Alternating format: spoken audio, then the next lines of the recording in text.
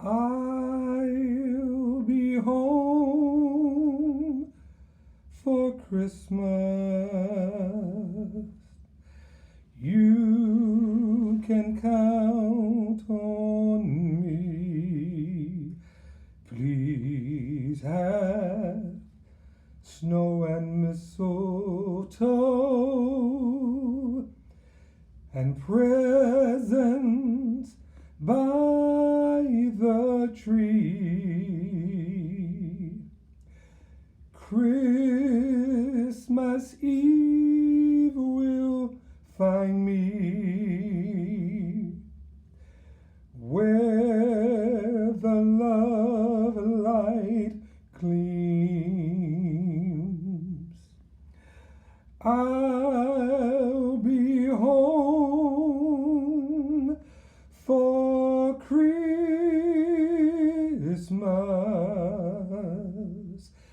if only in my dreams. I'll be home for Christmas. You can count on me. Please have some snow and mistletoe and presents by the tree. Christmas Eve will find me where the love and light gleams. I'll be home for Christmas, if only in my dreams. Christmas Eve will find me where the love light gleams. I'll be home for Christmas,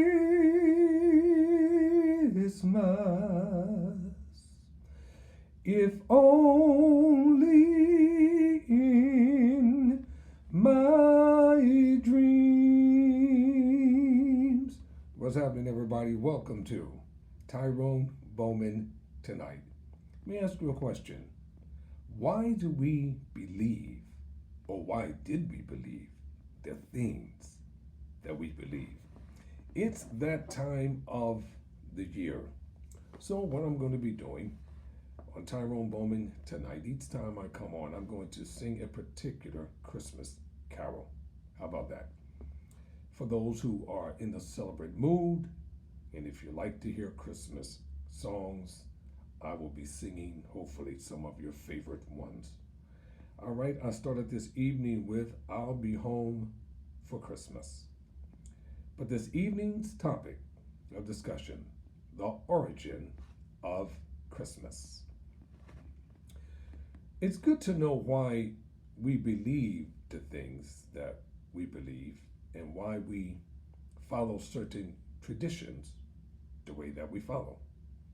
So oftentimes individuals do things and they don't know why they do them. So on this evening, I'm going to begin to start about one, how did Christmas start? Saturnalia. Is Christmas really the day Jesus was born? When Christmas was canceled? Wow. So, a Christmas carol. Who invented Santa Claus? And along with some Christmas facts. So let's get down to business here on Tyrone Bowman Tonight. Christmas is celebrated on December 25th and is both a sacred religious holiday and a worldwide cultural and commercial phenomenon. For 2 millennia, people around the world have been observing it with traditions and practices that are both religious and secular in nature. Christians celebrate Christmas Day as the anniversary of the birth of Jesus of Nazareth, a spiritual leader whose teachings form the basis of their religion. Popular customs include exchanging gifts, decorating Christmas trees, attending church, sharing meals with family and friends, and of course, waiting for Santa Claus to arrive. December 25th, Christmas Day, has been a federal holiday in the United States since 1870. So, how did Christmas start? The middle of winter has long been a time of celebration around the world. Centuries before the arrival of the man called Jesus, early Europeans celebrated light and birth in the darkest days of winter. Many peoples rejoiced during the winter solstice. When the worst of winter was behind them, they could look forward to longer days and extended hours of sunlight. In Scandinavia, the North Sea celebrated Yule from December 21, the winter solstice, through January, in recognition of the return of the sun. That's S-U-N. Fathers and sons would bring home large logs, which they would set on fire. The people would feast until the log burned out, which could take as many as 12 days. The Norse believed that each spark from the fire represented a new pig or cow that would be born during the coming year. The end of December was a perfect time for celebration in most areas of Europe. At that time of year, most cattle were slaughtered so they would not have to be fed during the winter. Wow.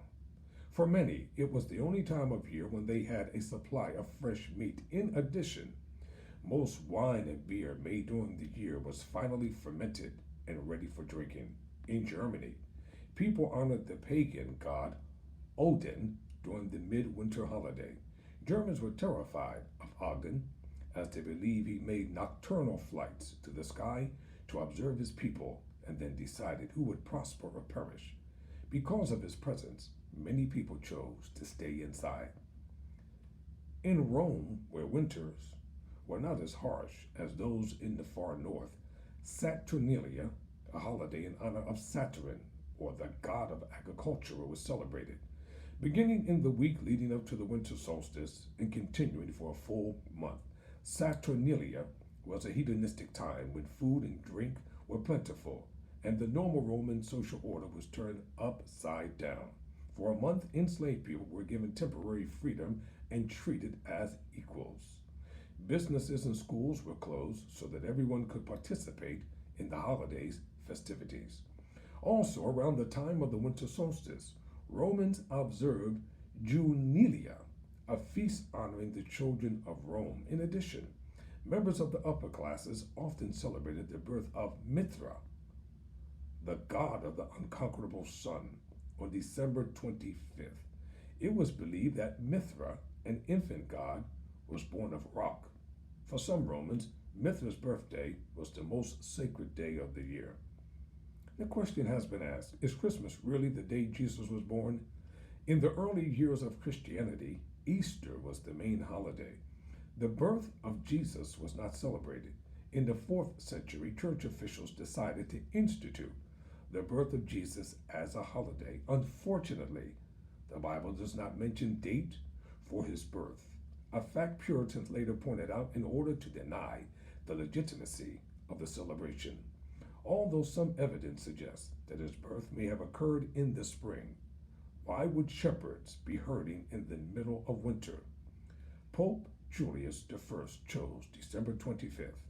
It is commonly believed that the church chose this date in an effort to adopt and absorb the traditions of the pagan Saturnalia festival. First called the Feast of the Nativity, the custom spread to Egypt by 432 and to England by the end of the 6th century.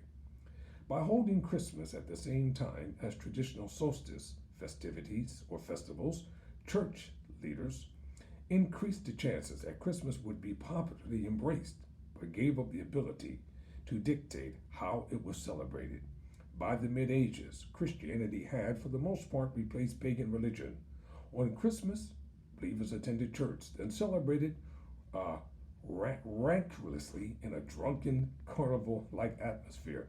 Similar to today's Mardi Gras, each year a beggar or student would be crowned the Lord of Misrule, and eager celebrants played the part of his subjects. The poor would go to the houses of the rich and demand their best food and drink. If owners failed to comply, their visitors would most likely terrorize them with mischief. Christmas became the time of year when the upper classes could repay their real or imagined debt to society by entertaining less fortunate citizens. So it's interesting to note when we take the time just to research and to read and find out why do we do the things that we do and why do we believe the way that we believe. I personally think that it's, with all of its traditionalistic aspect and etc., that it's still the most wonderful time of the year. Why do you say that, Tyrone? Well, during this time of the year, people's attitude change, their mindset changes. Seems to be goodwill among even the most hardened of individuals. And sometimes individuals have to remember that it isn't often when individuals have the opportunity to do what is good. In part one, I talked about the Messiah or the anointed one, the Christ. Christ means the anointed one. His birth came as a result of a divine proclamation, according to Scripture, by the angel Gabriel. The angel Gabriel first appeared to a priest by the name of Zechariah, as recorded in the Gospel according to Luke. And Zechariah the priest was in the temple of Yahweh. He was offering up incense on the right side of the altar, the Holy Writ says. And as he was on the right side of the altar, read the entire first chapter of the Gospel according to Luke. The priest was startled by the appearance of the being. And according to Scripture, and I want to quote this accurately, no misquoting here, all right? In the Gospel according to Luke, the first chapter. So as I said, according to Scripture, it says in the first chapter, and I think I'll read here on from the 18th verse. Might give us some clarity and some understanding at the same time. And Zechariah said unto the angel, Whereby shall I know this? For I am an angel, for I am an old man, and my wife was well stricken in years. And the angel answering said unto him, I am Gabriel, that stand in the presence of God, and am sent to speak unto thee, and to show thee these glad things. What glad things? Well, the Scripture says, in the 13th and the 12th verse, when Zechariah saw him, saw who? Check it out.